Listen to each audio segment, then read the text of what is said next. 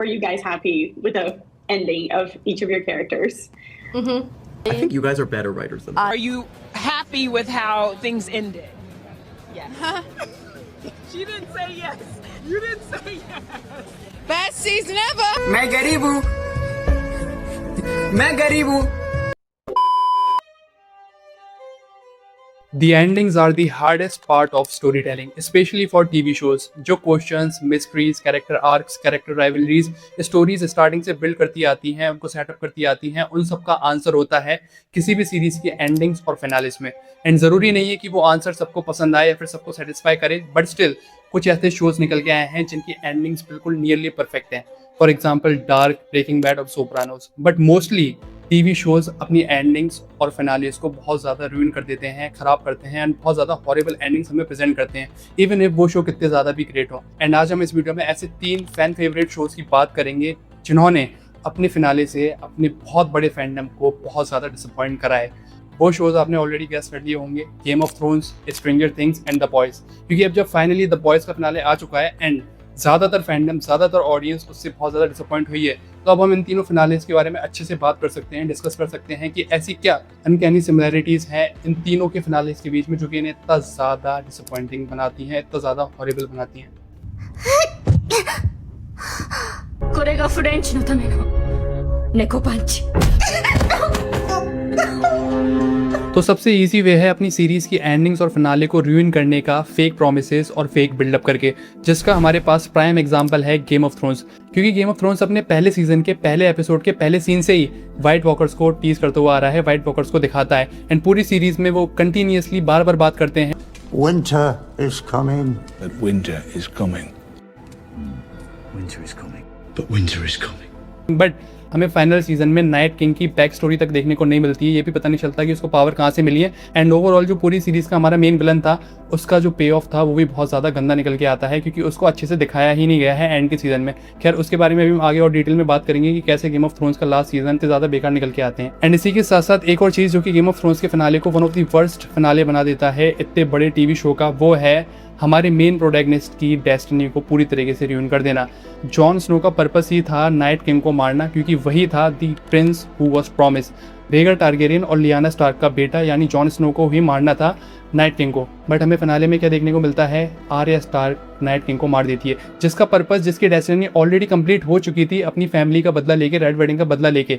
इस तरीके से Game of Thrones Arya Stark के कैरेक्टर को तो खराब करती है, बट इसी के साथ साथ जो कि पूरी सीरीज का मोस्ट इंपॉर्टेंट कैरेक्टर था जॉन स्नो, उसके कैरेक्टर आर्क को भी पूरी तरीके से खराब कर देती है एंड में. एंड यही फेक बिल्डअप का शिकार स्ट्रेंजर थिंग्स का फिनाले भी होता है, क्योंकि सीरीज की बिल्कुल स्टार्टिंग के पहले एपिसोड से ही पूरी सीरीज टीज करते हुए आ रही है माइंड फ्लेयर को. बट एट दी एंड जब हमें माइंड फ्लेयर बिल्कुल फिनाले में देखने को मिलता है तो वो बस 5 मिनट के लिए देखने को मिलता है एंड हाई स्कूल के कुछ बच्चे उसको 5 मिनट में हरा के चले जाते हैं एंड बस ऐसा ही लगता है कि just another day in stranger things world. इससे ज़्यादा टेरर तो हमें पहले सीजन में सिंगल डेमोगॉर्गन फील करा देता था, एक वर्ल्ड थ्रेटनिंग विलन जिसको आप पहले एपिसोड से बिल्ड करते हुए आ रहे हो एंड स्पेशली फाइनल सीजन के भी पूरे 7 एपिसोड आप उसको बिल्ड करने में निकाल देते हो, बट फिर आप उसको इतना गंदा पे ऑफ देते हो तो सच में वो बहुत ज़्यादा डिसअपॉइंटिंग निकल के आता है. एंड इसी के साथ साथ डफर ब्रदर्स ने भी हमें बहुत ज़्यादा मिसलीड करा एंड हमारी एक्सपेक्टेशन बहुत ज़्यादा गलत सेट करके दी, क्योंकि वो अपने इंटरव्यूज़ में काफ़ी ज़्यादा टीज करते हुए आए हैं कि सीरीज़ के कुछ मेन कैरेक्टर्स मरेंगे, बट जब हम एट दी एंड सीरीज़ का फिनाले देखते हैं तो वो बहुत ज़्यादा नॉर्मल फील होता है, बिल्कुल एवरेज एपिसोड की तरह निकल के आता है, क्योंकि स्टेक्स बिल्कुल भी फील होते ही नहीं है कि आप एक वर्ल्ड थ्रेटनिंग फिनाले देख रहे हो. बस ऐसा लगता है just another day. And same इसी तरीके से मिसलीड द बॉयज़ का फिनाले भी करता है आपको, क्योंकि बॉयज़ के फिनाले से जस्ट कुछ टाइम पहले ही बॉयज़ के मेकर्स कुछ पोस्टर्स रिलीज करते हैं. इन पोस्टर्स में आप साफ साफ देख सकते हो कि किस तरीके से ये हमें मिसलीड कर रहे हैं, क्योंकि पोस्टर में साफ साफ नजर आ रहा है कि पूरी वर्ल्ड खत्म हो रही है, होमलैंडर स्पेस में से वर्ल्ड को देख रहा है, वॉर्ड पूरी तरीके से तबाह हो रहा है, बिली बूचर का ये savage look. But at the end जब हम फिनाले देखते हैं तो इसमें से एक भी चीज़ होती हुई नहीं दिखती है. इस वजह से फैंस काफ़ी ज़्यादा डिसअपॉइंटेड होते हैं बॉयज़ के फिनाले से, क्योंकि शो रनर्स को जो चीज़ दिखानी ही नहीं थी वो चीज़ आप अपने पोस्टर से प्रॉमिस कर ही क्यों रहे हो. एंड इसी के साथ साथ द बॉयज़ के लास्ट सीजन की राइटिंग इतनी ज़्यादा पैथेटिक निकल के आती है, जो चीज़ वो फर्स्ट सीजन से दिखाते आ रहे हैं। बिली बुचर का द बॉयज़ को इकट्ठा करना, फिर होमलैंडर को हराने का एक नया प्लान बनाना, वही चीज़ सेम टू सेम हमें 5th सीजन में भी देखने को मिलती है। वही चीज़ फर्स्ट सीजन में, वही चीज़ सेकंड सीजन में, वही चीज़ थर्ड सीजन में, वही चीज़ फोर्थ सीजन में, एंड फाइनली जब आप अपना फिनाले लिख रहे हो तो आप उसी चीज़ को एलिवेट करने की जगह और ज़्यादा डाउनग्रेड कर देते हो। एंड स्पेशली अगर मैं बॉयज़ के फिनाले की राइटिंग की बात करूँ तो वो बहुत ज़्यादा डम निकल के आती है।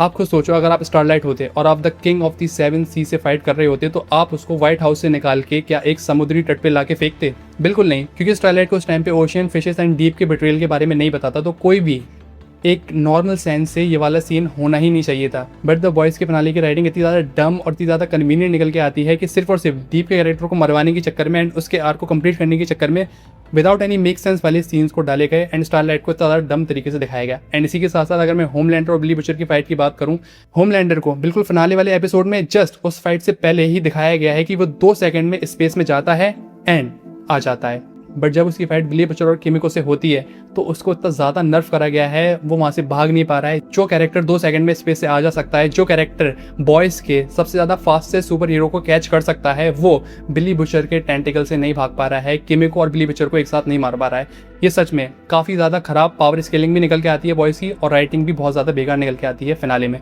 एंड सिर्फ होमलैंडर को ही नहीं बल्कि 5th सीजन में ब्लैक नोयर के कैरेक्टर को भी पूरी तरीके से दोबारा वेस्ट कर दिया, एंड इसी के साथ साथ सोल्जर बॉय को पूरी तरीके से वेस्ट कर दिया। मुझे अभी तक समझ में नहीं आया है कि सोल्जर बॉय और होमलैंडर का रिश्ता ये क्या कहलाता है। लाइक लिटरली इतना ज़्यादा डम और इतनी ज़्यादा इनकंसिस्टेंट राइटिंग निकल के आई है कैरेक्टर्स के बीच में एंड कैरेक्टर डायनामिक्स के बीच में, स्पेशली 5th सीजन में। क्योंकि अगर मैं पहले, दूसरे और तीसरे सीजन की बात करूं तो उसमें कैरेक्टर राइटिंग बहुत ज़्यादा अच्छी निकल के आई है एंड पावर स्केलिंग को भी काफ़ी ज़्यादा ध्यान में रख के एक्शन सीक्वेंसेस डाले गए हैं। बट 5th सीजन में वो भूल ही जाते हैं कि ब्लैक नोयर उड़ भी सकता है एंड सोल्जर बॉय कितना ज़्यादा पावरफुल है, क्योंकि वो लिटरली सिर्फ और सिर्फ 1 मिनट में होमलैंडर से बेहोश हो जाता है। वही होमलैंडर जो कि जस्ट उसके बाद बिली बुचर एंड किमिको से बहुत ज़्यादा पिटता है। तो इसी वजह से इतनी बुरी पावर स्केलिंग को देख के लास्ट सीजन में बॉयज़ के फैंस काफ़ी ज़्यादा डिसअपॉइंटेड हुए हैं।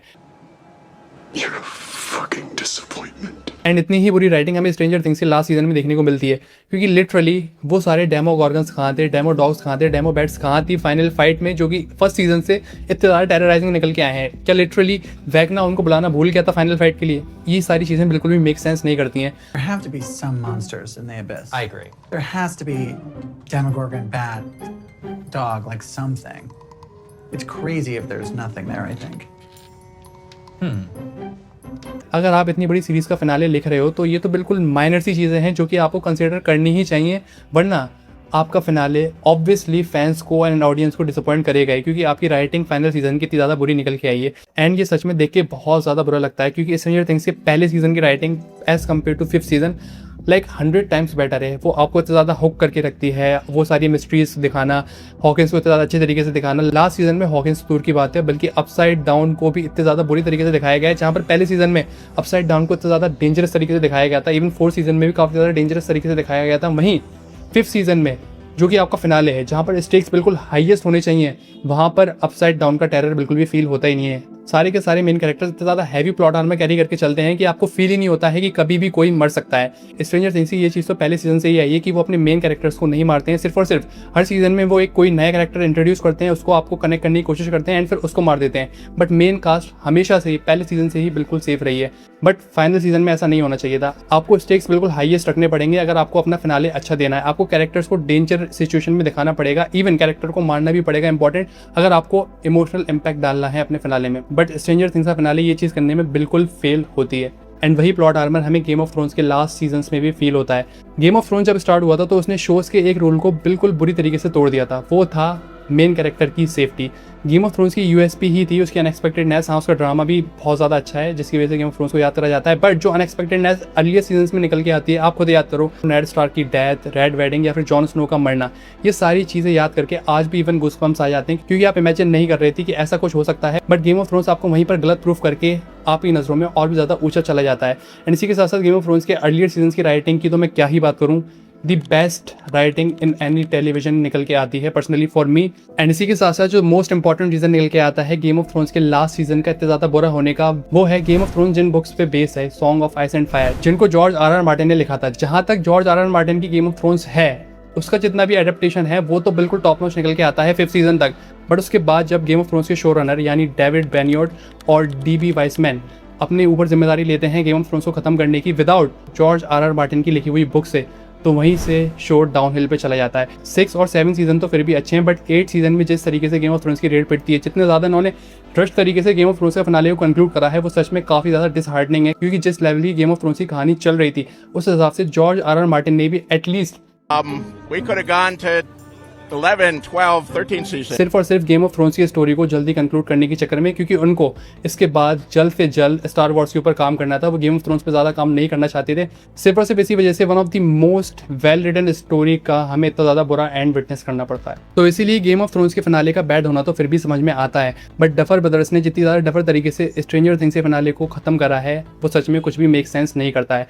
और रही बात द बॉयज़ की, तो कहीं ना कहीं द बॉयज़ के लास्ट सीजन की मैंने कुछ ज़्यादा ही बुराई करती, इतना ज़्यादा बुरा भी वो नहीं था as compare to Stranger Things और Game of Thrones. Game of Thrones का तो सबसे ज़्यादा वर्स्ट निकल के आता है, बट द वॉइस का फिर भी वेरिएबल है, काफ़ी ज़्यादा एंटरटेनिंग भी है, बट जो क्लाइमैक्स था वो मैं फिर भी कहूँगा काफ़ी ज़्यादा डिसअपॉइंटिंग था। बट क्लाइमैक्स के बाद की जो आर्क कंप्लीट करे हैं उन्होंने, वो काफ़ी अच्छी तरीके से करे हैं। बस कहीं ना कहीं होमलैंडर को फुल ब्लिट्स तरीके से इनको दिखाना चाहिए था, लोगों का मैसेकर करते हुए दिखाना चाहिए था, जिस तरीके से स्टार्टिंग से टीज करते हुए आ रहे हैं कि किस तरीके से होमलैंडर कितना ज़्यादा पोटेंशियल रखता है पूरी सिटीज़ एंड कंट्रीज को तबाह करने का। उसका थोड़ा बहुत ग्लिम्स तो वो दिखाई सकते थे, क्योंकि होमलैंडर को उस टाइम पे जो कुछ चाहिए था वो सब कुछ मिल चुका था, बट उसका बिना कुछ यूज करे ही उसको मार देना इतना ज्यादा उसकी डेथ इंपैक्टफुल नहीं बनाता है जितना ज्यादा तब बनती अगर वो उस पावर का यूज करता एंड फिर बिली विचर उसको मारता, तो होमलैंडर की डेथ और भी ज्यादा इंपैक्टफुल बन जाती। बट स्टिल इन तीनों सीरीज के फिनालेज और लास्ट सीजन से आप कितने भी डिसअपॉइंटेड रहे हो, इससे एक चीज चेंज नहीं होती कि ये तीनों सीरीज हमारे दिल में एक स्पेशल प्लेस हमेशा होल्ड करेंगी।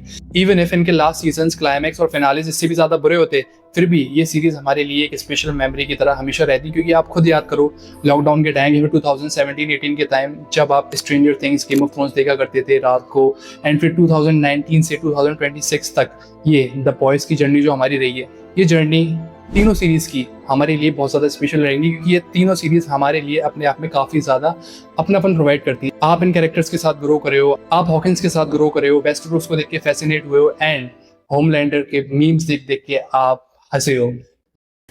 I gotta tell you, it was perfect. Perfect. Everything, down to the last minute details. Like literally इन तीनों सीरीज की जो जर्नी रही है वो इनके फ्लॉज के बावजूद भी बहुत ज़्यादा खूबसूरत निकल के आती है, because in the and it's not about the ending, it's about the journey. तो बस बाकी आप अपनी फेवरेट सीरीज बता सकते हो इन तीनों में से, एंड इनके अलावा और कौन सी सीरीज के फिनालेज एंड लास्ट सीजन्स ने आपको बहुत ज़्यादा डिसअपॉइंट कराए, वो भी आप कमेंट में बता सकते हो। इसके अलावा आप हमारी बातों से एग्री करते हो, डिसएग्री करते हो, वो भी आप बता सकते हो, आप अपनी राय रख सकते हो। हम जरूर सारे कमेंट्स पढ़ेंगे, उनका रिप्लाई भी करेंगे। तो बस अगर आपको वीडियो पसंद आई हो तो लाइक कर देना, एंड इसी तरह के कंटेंट देखने के लिए आप हमारे चैनल को सब्सक्राइब कर लो। इसके अलावा मिलते हैं किसी और वीडियो में। मूवीज।